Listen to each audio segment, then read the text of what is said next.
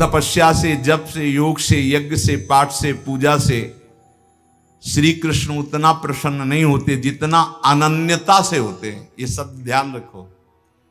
अनन्यता, जो मीरा जी कह रहे, मेरे तो गिरधर गोपाल दूसरो न कोई, जाके सिर मोर मुकुट मेरो पति सोई। ये अनन्यता, अनन्यता से प्रभु बहुत प्रसन्न होते हैं। इसीलिए ध्रुवदास जी ने प्रियाजू की अनन्यता के लिए कहा है कि यद्यपि भक्त अनन्य जो विषय इंद्रियन बस होए, कर्मठ कोटि जितेंद्रियन ते समलह न को। जो प्रियाजू का अनन्य हो गया, यद्यपि वो जितेंद्री नहीं है, पर वो करोड़ों जितेंद्रिय, करोड़ों कर्मकांडी से भी बढ़कर है, क्योंकि उसने प्रियाजू की अनन्यता ले ली, हमारे माई श्यामाजू को राज अंदर से। यही अनन्यता उसको निर्विकार करके प्रेम भक्ति में डुबो देगी। प्रेम भक्ति के बिना संसार का आकर्षण नष्ट नहीं होता। श्री कृष्ण जब कृपा करते हैं तो किसी को सखा बना लेते हैं, किसी को अपनी प्यारी गोपी बना लेते हैं, अपनी नित्य लीला में सम्मिलित कर देते हैं, किसी को सखी बना लेते हैं। पुरुषार्थ से कोई भगवान की लीला में प्रवेश नहीं कर सकता, अभिमान से कोई भगवान को प्राप्त नहीं कर सकता। जो अनन्य हो गया वो दीन हो गया, जो निराश्रित हो गया वो आश्रित हो गया। यहां निराश्रित का है, रुपये का आश्रय, शरीर का आश्रय, संबंधियों का आश्रय, बुद्धि का आश्रय, भगवत आश्रय कहां है?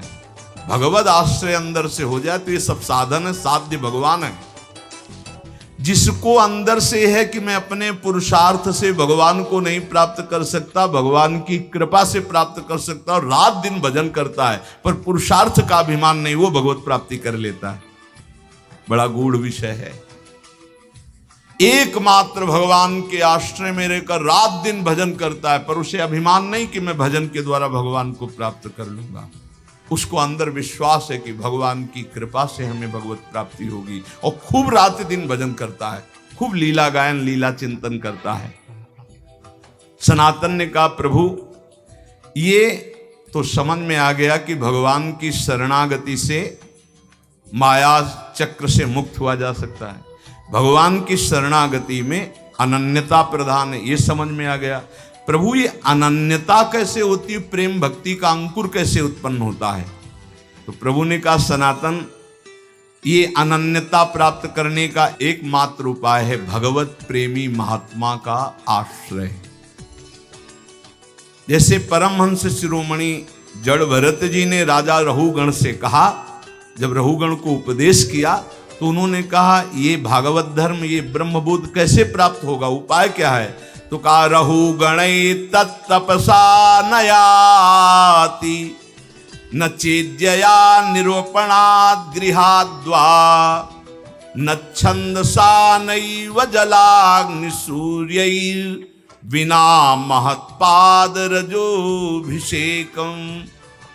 जड़ भरत जी ने कहा, रहुगण ये जो हम तुम्हें उपदेश कर रहे हैं ये तपस्या से नहीं प्राप्त होता, यज्ञ करने से नहीं, दान करने से नहीं, घर द्वार छोड़ने से नहीं, वेदों के पाठ से नहीं, जल अग्नि या सूर्य के सेवन से नहीं।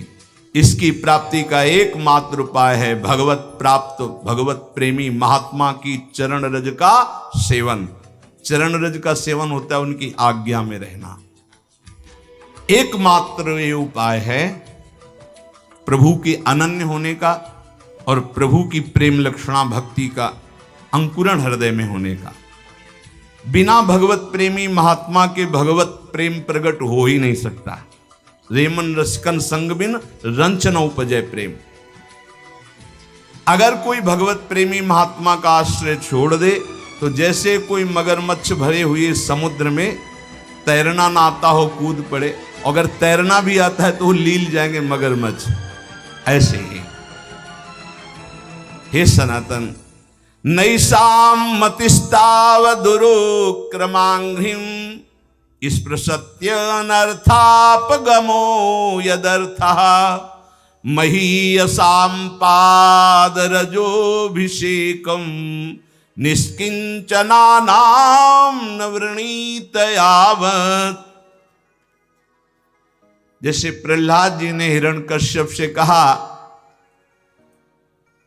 कि जब तक भगवत प्रेमी महात्माओं की चरण रज में स्नान नहीं होता तब तक जैसी मेरी मति भगवान में लगी ऐसी किसी की नहीं लग सकती। भगवत प्रेमी महात्माओं की चरण रज में, क्योंकि भगवत भक्तों की चरण धूलि में ऐसी सामर्थ्य है, उनकी आज्ञा पालन में ऐसी सामर्थ्य है कि समस्त विकारों का, अहम का नाश करके दैन्य भाव प्रकाश, दैन्य से ही भगवान रीझते हैं।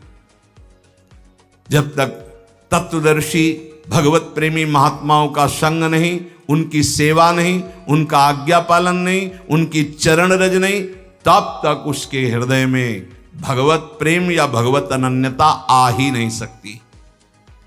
इसीलिए भगवान ने अर्जुन जी को, देखो सामने विराजमान है जगत गुरु श्री कृष्णचंद्र जो, फिर भी क्या कह रहे कि यदि तुमको तत्वबोध प्राप्त करना है तो तद्विद्धि प्रणिपातेन परिप्रश्नेन सेवया उपदेक्ष्यन्ति ते ज्ञानम ज्ञानेन तत्वदर्शिनः।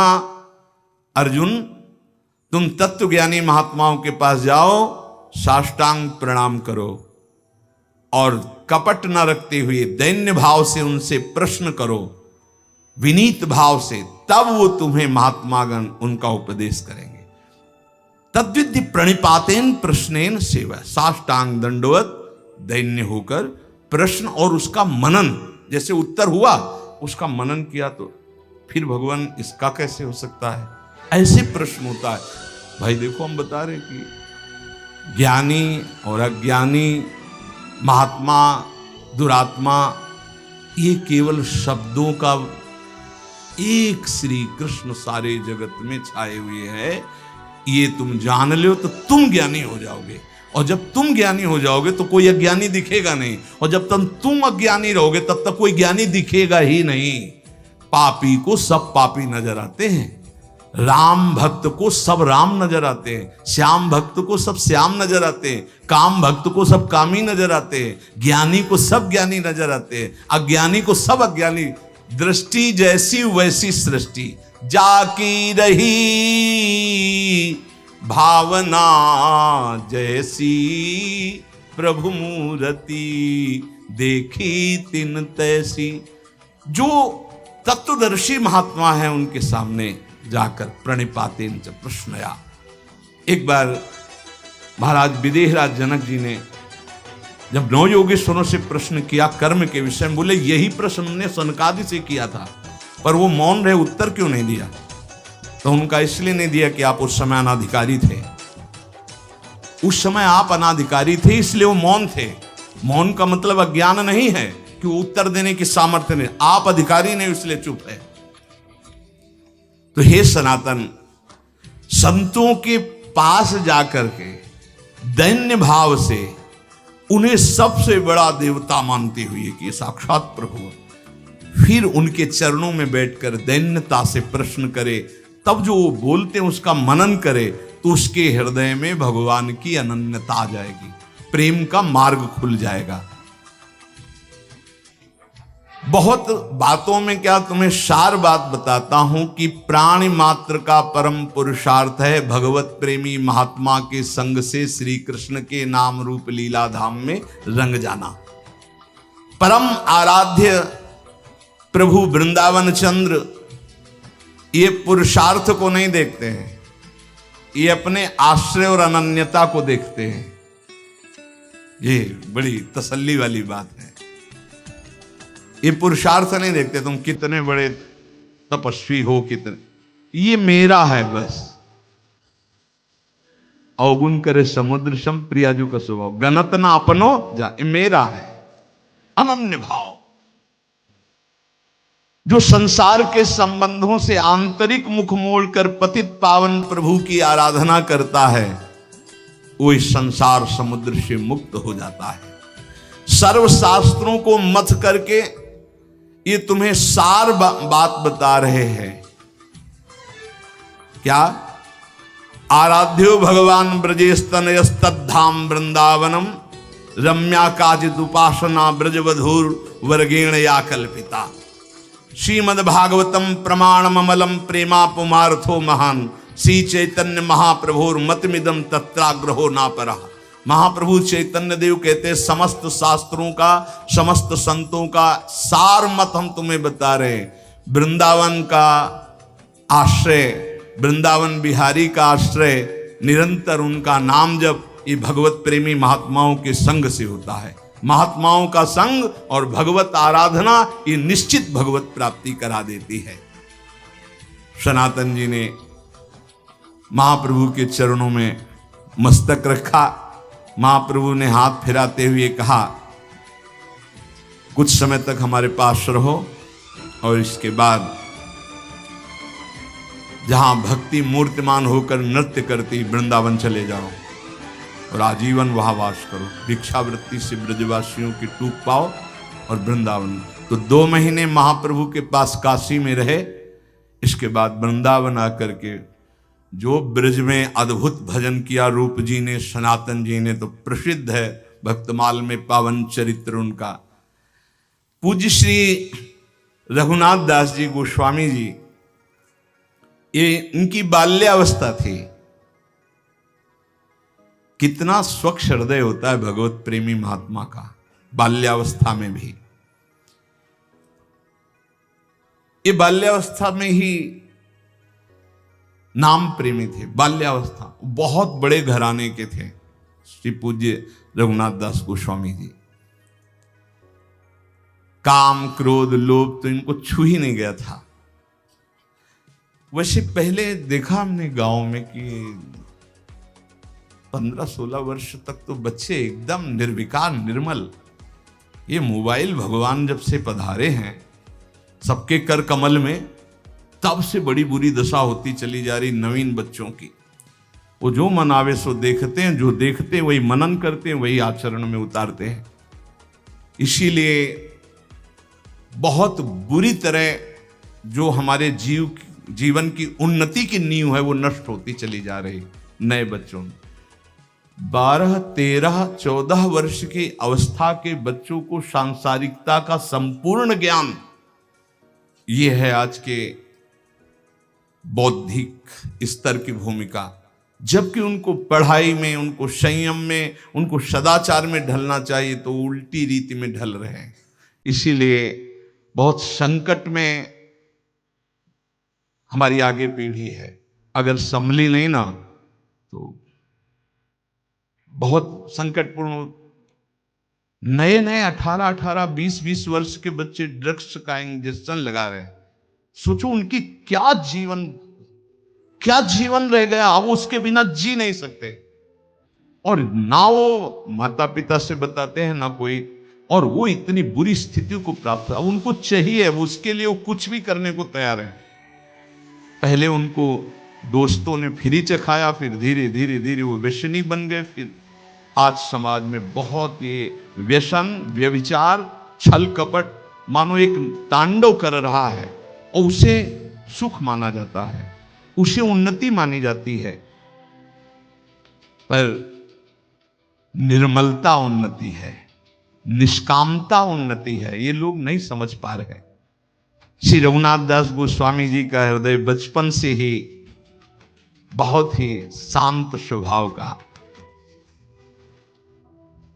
उनके घर में भी ठाकुर जी विराजमान थे, जैसे पूजा गृह होते, तो बचपन में ही ठाकुर जी के सामने बैठ जाते, मानो भगवान से बात करते, परम पावन प्रभु से बात करते, प्रभु के चरण स्पर्श करते, और उनका नाम कीर्तन करते। ये होता है। पूर्व का कोई ऐसा भजन होता है जो बचपन में अपना रंग दिखाता है, जो भगवान कहते हैं जैसे मेरा भक्त है नामे भक्ता प्रणश्यति, एक जन्म में भगवत प्राप्ति वाली बात नहीं बन पाई तो फिर अगला जन्म महाभागवत का देते हैं। वो ऐसा जन्म देते हैं बचपन से भगवान का भजन, भगवान का मार्ग का अनुसरण, ये महाभागवत है श्री पूज्य रघुनाथ दास गोस्वामी जी। अभी तक इनके हृदय में किसी भी बात का आकर्षण नहीं था। जिसके हृदय में किसी बात का आकर्षण नहीं होता, उनको आकर्षण करने के लिए माया नहीं, भगवान के प्रेमी महात्मा जन पधारते हैं। ऐसा ही होता है। इनके पिता हिरण्य मजूमदार और उनके भाई गोवर्धन मजूमदार ये राजा महाराजा की तरह थे, ऐसा वैभव इनका था। बड़े जमींदार थे और बहुत ही बादशाह की तरफ से इनको सुविधाएं मिली हुई थी, स्वयं राजा महाराजा की तरह थे। अगर गंगा जी भी आचमन करने जाना है रघुनाथ दास गोस्वामी जी को, तो 4 बेतधारी और पालकी पे बैठकर, बालक हैं 4 बेतधारी इधर उधर चल रहे, पालकी पालकी से उतरे, गंगा जी का आचमन किया, पालकी में बैठे घर आए। ऐसा 20 लाख रुपए उस समय आमदनी थी, 20 लाख रुपए की। 12 लाख रुपए बादशाह देता था क्योंकि मजूमदार थे। लाखों रुपए की जिसकी आमदनी उस समय, उसके क्या ठाट बाट होंगे। आज के करोड़ रुपए और उस समय के 20 लाख रुपए शायद, या और करोड़ से भी ऊपर हो सकते। इतने धनी होने पर उनके दोनों जो पिता थे, तो पिता और पिता के भाई बड़े ही धर्मात्मा प्रकृति के थे। महाप्रभु चैतन्य देव जी तो जान रहे ना कि मेरा एक निज पार्षद कहां पल रहा है।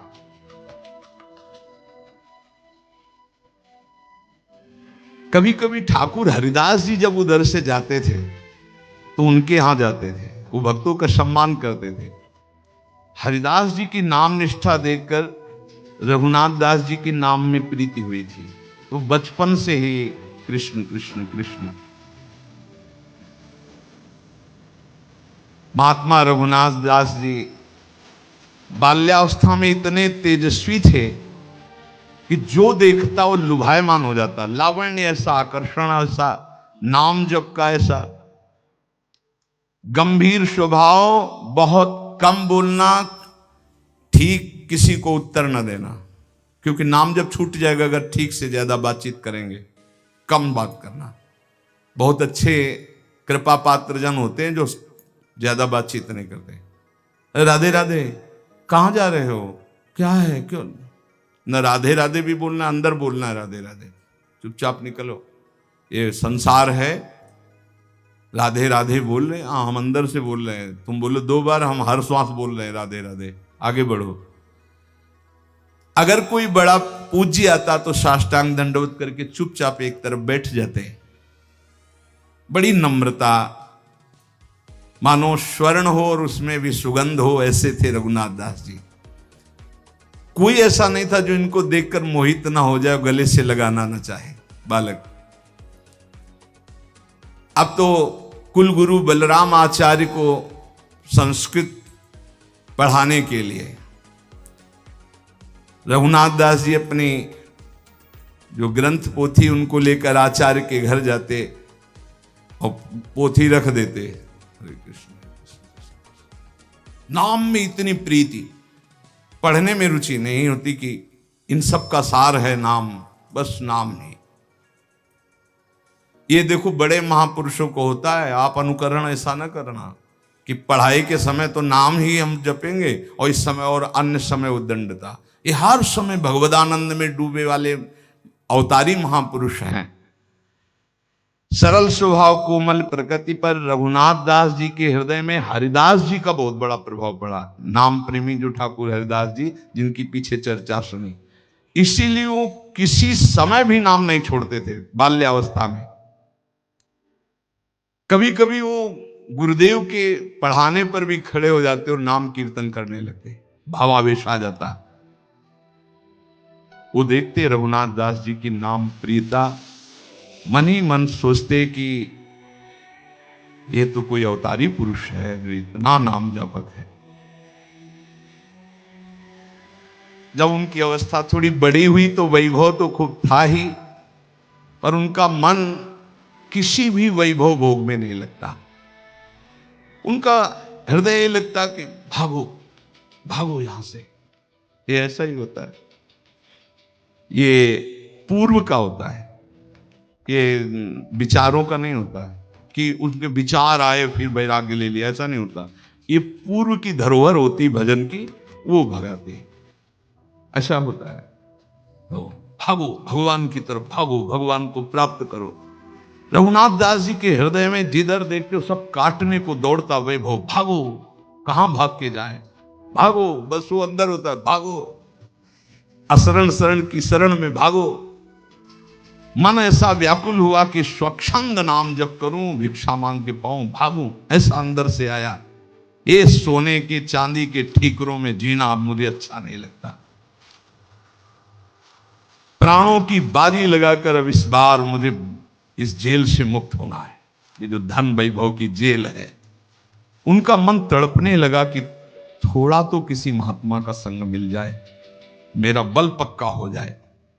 परिवार वालों ने जो भी इनका व्यवहार देखा कि न खान पान में रुचि, न भोग विलासिता की वस्तुओं में रुचि, ढेर सारी उनकी भोग सामग्रियों की, वहां तो खूब वैभव था ही,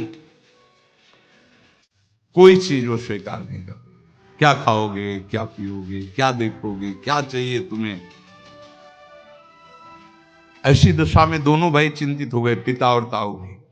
वो हर समय गंभीर, बस कृष्ण नाम, कुछ नहीं हो।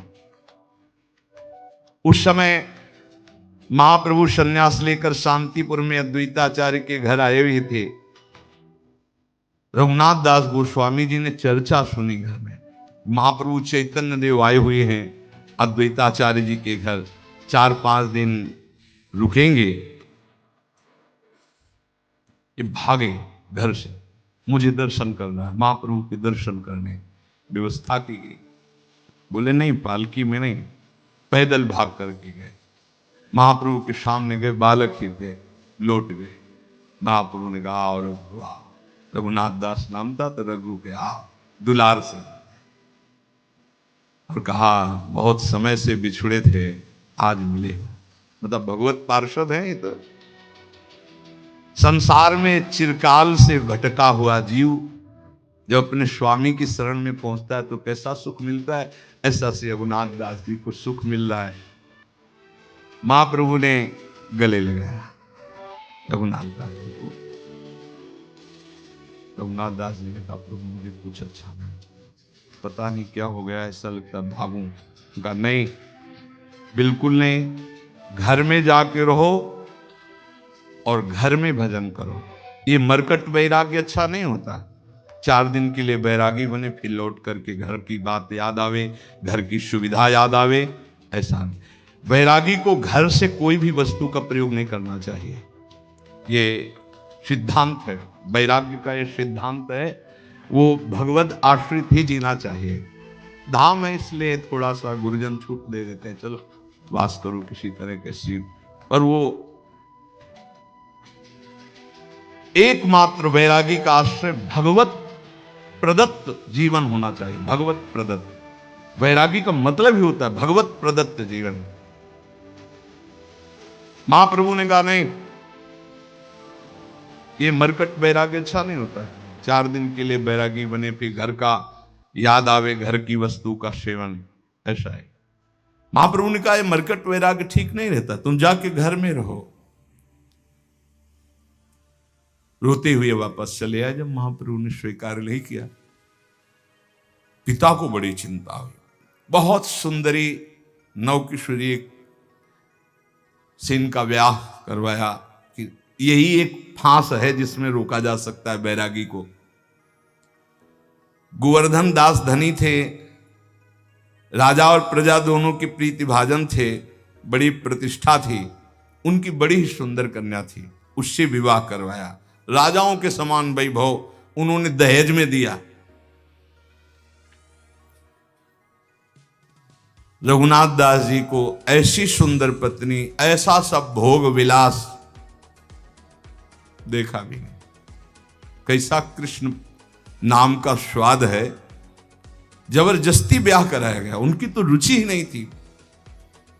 पिता को क्या पता था कि इनका मन तो किसी अव्यक्त से संबंध मान चुका है। पत्नी का सौंदर्य, पत्नी की प्रियता, भोग सामग्रियां, सब वैभव तुच्छाति तुच्छ इनको नजर आया। इन्होंने बात भी नहीं की, ये भी प्रयास विफल गया। अब तो पूरे परिवार जलने लगा कि अब क्या होगा, अब तो कोई रास्ता ही नहीं कि इनको रोका जा सके। रघुनाथ दास जी ने अपनी पत्नी से एकांत में प्रेम से हाथ जोड़कर कहा कि हम आपसे प्रार्थना करते हैं कि हमारा मन मधुप श्री कृष्ण चरणारविंद के, हम कभी आपसे बात नहीं कर पाएंगे। ये जो जबरदस्ती हुआ है, श्री कृष्ण आपकी कृपा रक्षा करें, आप पर कृपा करें। उदासीन परिवार वाले जब कि ये प्रथम ब्याह से लेकर के बात ही नहीं, कोई चर्चा ही नहीं, बहुत ही सबको भय हो गया कि अब ये। जब रघुनाथ दास गोस्वामी जी ने सुना कि प्रभु वृंदावन नहीं जा सके, रामकेल से लौटकर अद्वैताचार्य जी के घर ठहरे, तो बड़ी नम्रता के साथ पिताजी के चरणों में प्रार्थना की कि मुझे महाप्रभु के दर्शन करने की आज्ञा दो, मैं शीघ्र लौट आऊंगा। और वो तो समझ ही रहे थे कि इनकी दशा क्या है, तो उन्होंने कहा ठीक है, आप दर्शन करे आइए। आंखों में आंसू भरकर कहा कि एक बात केवल तुम ध्यान रखना, हमारे दोनों भाइयों के बीच में इतने वैभव में कुल के दीपक तुम ही हो, अगर कोई इधर कदम हटाए वैराग्य की तरफ आप ले गए, इधर से हटाए, तो हम लोग अनाथ हो जाएंगे। तुम हमारे जीवन के आधार हो, मैं जीवित रहता हूं तुम्हें देखकर, तुम्हारी हर बात को मैं बर्दाश्त कर रहा हूं, लेकिन हमारी आंखों से बाहर चले गए तो हम लोग प्राण त्याग देंगे। मेरी प्रार्थना है, मेरे सफेद बालों की तरफ देखकर, मेरे आंसुओं की तरफ देखकर, जब तक मैं जिंदा रहूं तो ऐसे कदम मत निकालना। बस इतनी हमारी प्रार्थना। बड़े दैन्य होकर पिताजी ने, ताऊ जी ने ऐसा, पर जो निर्मम भगवान के प्रेम में है उसको इन ममता आंसुओं का कोई प्रभाव नहीं पड़ता। रघुनाथ दास जी ने चरणों को स्पर्श किया और कहा, पिताजी मैं बिल्कुल चाहता हूं कि आपके अनुकूल चलूं, पर मेरा चित्त मेरे वश में नहीं है। ऐसा लगता है कि मेरे चित्त में कोई बलात् बैठा हुआ करवा रहा है। मैं बहुत चाहता हूं कि मैं आपको कभी कष्ट ना दूं, पर अब आपसे मैं ये वचन देता हूं, अभी तो लौट के आ जाऊंगा, पर मेरा मन मधुप श्री कृष्ण के लिए तड़प रहा है। एक पालकी मंगवाई गई, उसमें फिर रक्षकों को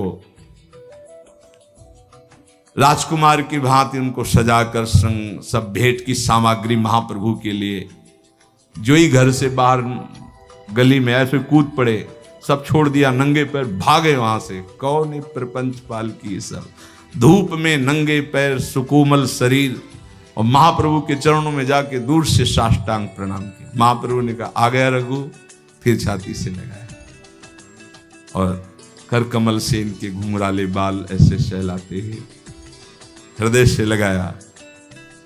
तुम धूप में अकेले क्यों आए, तुम्हारे साथ रक्षक नहीं आए, पैदल क्यों आए नंगे पैर? कहा, प्रभु नौकर जन भी थे साथ में, उस रक्षक पालकी भी थी, पर प्रभु मुझे अच्छा नहीं लगा, मैं ऐसे, क्षमा कीजिए। महाप्रभु मुस्कुराए। रघुनाथ दास जी ने आंसुओं से भिगोते हुए महाप्रभु के काशाय वस्त्र में से कहा, प्रभु अब दूरी सही नहीं जाती, अब आप अपने से दूर मत कीजिए मुझे। महाप्रभु ने कहा, देखो कोई कार्य जल्दीबाजी में न करें, तुम पर श्री कृष्ण की असीम कृपा है, पर जब तक तब तक इंतजार करो, वो समय आएगा, तुम इंतजार। रघुनाथ दास जी ने कहा, प्रभु कारावास भी किसी को अच्छा लग सकता है? ये पिता का वैभव, ये पिता का सब सुख सामग्री मुझे कारागार लगता है, मुझे छुड़ा लो इस कारागार से। महाप्रभु ने कहा, क्या तुम्हें परेशान? बोले, प्रभु हर समय हमारे ऊपर अंगरक्षक पहरा दे रहे हैं कि अगर मैं एक कदम भी चलूंगा तो पहरेदार साथ होंगे। प्रभु मुझे गृह बंधन से मुक्त कर दो, मैं बहुत। महाप्रभु ने कहा चिंता मत करो, तुम तो मुक्त पुरुष हो, तुम्हें कौन बांध सकता है। रघुनाथ, पर घर तुम्हारे लिए बंधन नहीं हो सकता। देखो, जब घर में ममता करे तो वो बांध सकता है, तुम तो श्री कृष्ण की ममता वाले हो। तुम आसक्ति छोड़कर घर में रहते हुए तुम्हारा ब्याह हो गया है स्त्री से, पिता से, वैसे प्रेम में व्यवहार करो। महापुरुष जन देखते हैं हृदय की स्थिति। रघुनाथ दास जी ने कहा प्रभु मुझे इन खिलौनों में बहकाओगे अब भी? क्या प्रभु आप देख नहीं रहे हो कैसी आग लग रही मुझे इन खिलौनों से? प्रभु मैं समझ रहा हूं अनाधिकारी हूं, इसीलिए आप इन खिलौनों की बात कर रहे हो। प्रभु अब नहीं, अब तो श्री कृष्ण चाहिए। प्रभु जो आपका कृपा कोर नहीं पाया उसी को खिलौने अच्छे लगते हैं। नहीं प्रभु, आप जो उपदेश कर रहे हो उनके लिए ठीक है, जो धर्म पूर्वक गृहस्थ का पालन करते हुए भगवत प्राप्ति की बात सोचे। प्रभु मैं तो सिर्फ आपका बच्चा हूं, आपके चरणों के समीप रहना चाहता हूं। मुझे ना स्त्री में आसक्ति है, ना घर में आसक्ति है, ना भोग में। प्रभु मुझे काटने को दौड़ता है सब कुछ, मुझे मुक्त करा दो। प्रभु ने कहा जो तुम कुछ कह रहे हो सब ठीक है, फिर तो मैं कह रहा हूं कि मरकट बैराग्य ठीक नहीं।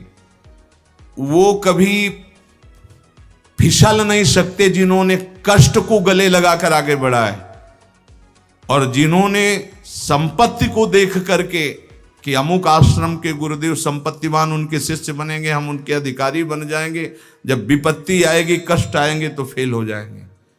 कभी भी संपत्ति को देखकर शिष्य नहीं बनना चाहिए, वैभव को देखकर शिष्य नहीं बनना चाहिए, सदैव भगवान को देख करके आगे बढ़ना चाहिए।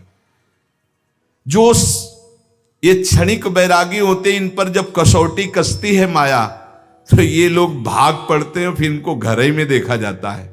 महाप्रभु कह रहे, रघुनाथ दास जी ने कहा प्रभु कसौटी तो बैरागियों की होती, हम तो आपके बच्चा है प्रभु। ये बहुत बचने का बहुत सुंदर उपाय है।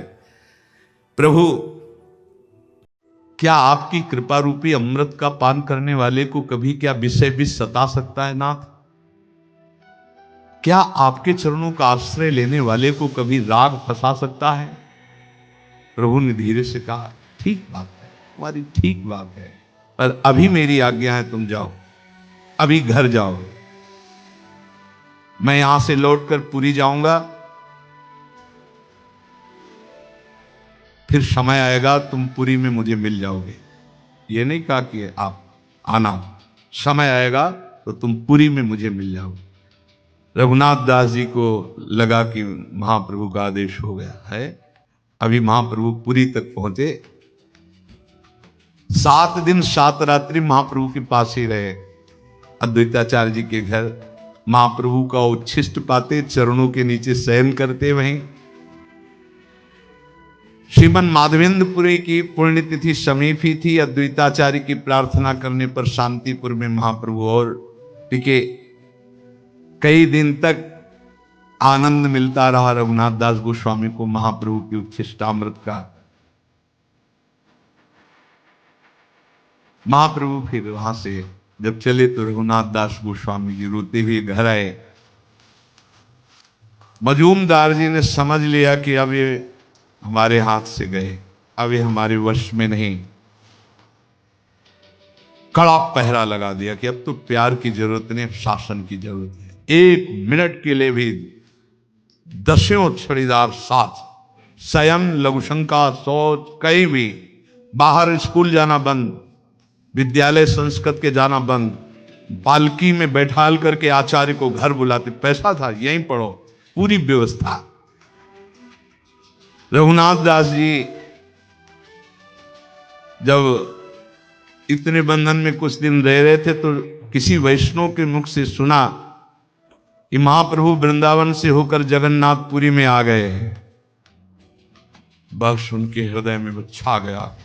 महाप्रभु ने कहा था जब मैं पूरी आ जाऊं तो पूरी में समय आएगा तब तुम मिलोगे, भागो यहां से भागो, ऐसा उनके हृदय में आया था।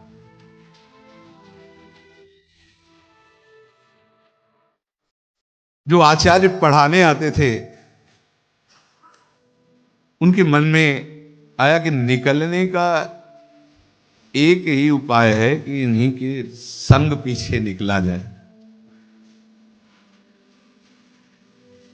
पीछे पीछे आचार्य के चलने लगे। उन्होंने कहा कि बस बस सम्मान के लिए इतना ही काफी है, तुम अंदर जाओ, क्योंकि तुम्हारे पिता ने इतनी सुरक्षा कर रखी है।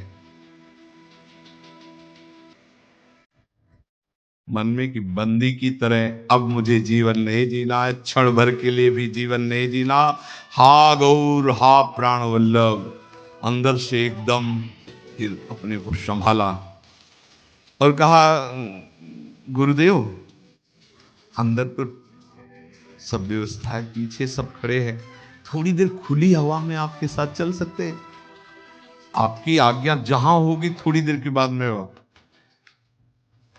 हृदय में आग जल रही कि बस केवल घर से बाहर निकलकर गली में पहुंचे, इनको उधर जाना होगा, मैं जगन्नाथपुरी के लिए भागूं। भला है विचार करो, जिन महापुरुषों के पास इतना वैभव था, सुंदर पत्नी, सब व्यवस्था, कैसा भगवत भजन का आकर्षण होता है। इसे वैराग्य कहते हैं, वैराग्य से कहते हैं। वैरागी के तीन ही गिरने की खाइयां हैं, कंचन, कामिनी, कीर्ति। तीनों बात इनकी घर में ही थी, उनको ठुकरा करके ये भगवान के लिए। ऐसे महापुरुष कितना वैराग्य में जीवन व्यतीत किए भगवान के प्रति।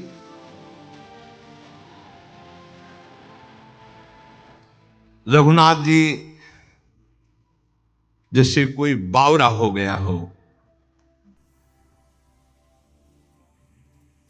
पीछे पीछे उनके चले।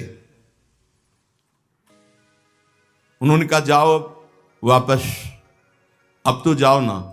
हाँ गुरुजी, पहले आप आगे निकल करके अपने गली में जाइए, हम तो वापस, हम तो आपके चरणों के दर्शन खड़े खड़े कर रहे हैं। उनको लगा ये भी ठीक बात है, वो गए। जे ही ऐसे गए, आसपास देखा, अच्छा अंगरक्षकों ने इसलिए कि गुरुजी के पास 4 कदम जाएंगे, भाग पड़े रघुनाथ दास जी, हा गौर हा प्राणनाथ, जगन्नाथपुरी के लिए।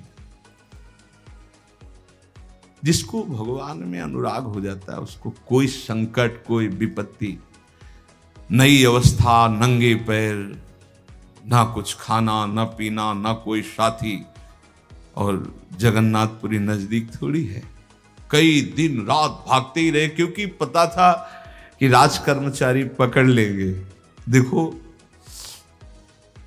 जिस सुख के लिए बैरागी फिसल सकता है, उन सुखों को कैसे छोड़कर भगवान के मार्ग का अनुरागी भागता है। कहीं मेरे पिता की का राज कर्मचारी मुझे पुनः पकड़कर घर ना ले जाए, इसलिए रात दिन भाग रहे जंगल के रास्ते से। जैसे परशुराम जी की बेटी करमेती बाई, जब वो वृंदावन के लिए भागी, जब देखा कि गवन के लेने वाले आ गए, तो उनका ये जीवन तो श्री कृष्ण को है, दूसरा कैसे इसे स्पर्श कर सकता है। रात में भागी, स्त्री शरीर, सोचो मतलब कितना प्रबल बल होता है भगवान का। अब सुबह हुआ, मां ने देखा कि अरे रिश्तेदार तो बैठे हैं जो बेटी को लेने आए हैं, और बेटी ही गायब हो गई। परशुराम जी से कहा, उन्होंने तुरंत राजा को सूचना की। राजा उनके शिष्य थे, राज कर्मचारी घोड़ों पे भागे, चारों तरफ सूचना दी कि वृंदावन के मार्ग में होगी, क्योंकि वृंदावन वृंदावन पुकार रही, तो जरूर वृंदावन भाग के जाएगी, इधर घोड़े दौड़ाएंगे। श्री कृष्ण अनुरागिनी करमेती बाई ने भी सोचा कि सबको पता मैं वृंदावन जाऊंगी। थोड़ी दूर में देखा, टॉप से, जो घोड़ों के टॉप से धूल उड़ती, उन्होंने समझ गए राजकर। वहां एक ऊंट मरा हुआ पड़ा था। सोचो ऊंट की कितनी बड़ी दुर्गंध, सड़ा हुआ, उसमें के पेट में जो ऐसे पशुओं, हिंसक पशुओं ने खाया था, खोखला बन गया था ढांचा, उसके अंदर घुस गई। 3 दिन 3 रात तक उसके अंदर कितनी सड़न में, उनको कोई सड़न नहीं लग रही। कृष्ण कृष्ण कृष्ण कृष्ण, सब रास्ते खुलवा। जब उनको लगा कि अब कोई नहीं, तब बाहर निकली और वृंदावन के लिए आई। ये कैसा भगवान के अनुराग का मार्ग, जहां संसार के भोगों के लिए लोग पागल घूम रहे हैं, ये श्री कृष्ण बावरे जन बमन की तरह उनको त्याग दिया।